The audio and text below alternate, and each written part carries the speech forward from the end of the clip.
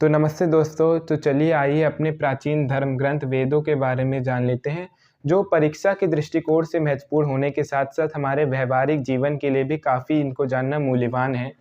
तो वेद जो होते हैं ये हमारे एक प्राचीन धर्म ग्रंथ हैं, जिनकी रचना जो है ऋषियों द्वारा श्रुति परंपरा अर्थात इन्हें लिख कर जो है कंठस्थ किया गया आने वाली पीढ़ियों के लिए।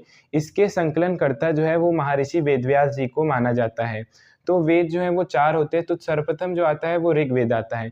ऋग्वेद की रचना जो है माना जाता है 1500 ईसा पूर्व से 1000 ईसा पूर्व के बीच में हुई थी।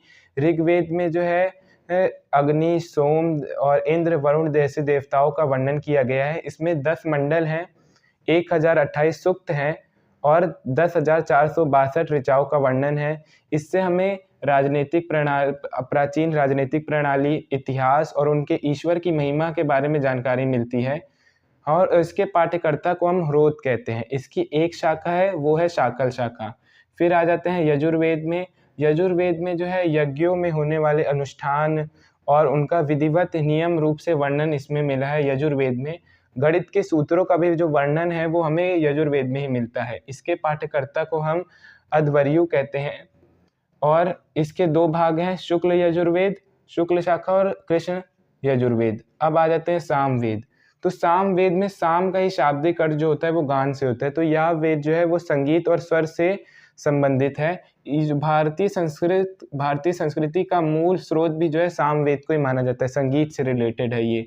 और इसमें हमें 1810 सूक्त हैं जो ऋग्वेद से लिए गए हैं और ऋग्वेद के इन सूक्तों को सामवेद में जो है संगीतात्मक रूप से इनका वर्णन किया गया है। इसमें 3 हमारी शाखाएं हैं, पहला है कौतुम शाखा, फिर है राणानीय और है जैमिनीय। इसके पाठ्यकर्ता को हम उद्गाता कहते हैं।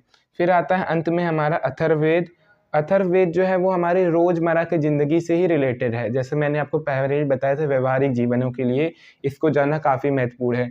तो अथर्ववेद में हमारे उपचार, रोग और जादू टोना और वशीकरण और शांति मंत्र जो है अथर्ववेद में हमें पढ़ने को मिलते हैं, प्राप्त होते हैं। और इसमें 731 मंत्र हैं और 6000 पद्य हैं और इसके पाठ्यकर्ता को हम ब्रह्मा कहते हैं।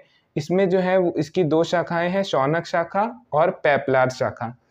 तो ये था वेदों के बारे में छोटा-सा जानकारी। अगर आपको ये जानकारी अच्छी लगे तो बताइएगा और आप ये भी बताइएगा कि आपको ये पहले से पता था या नहीं।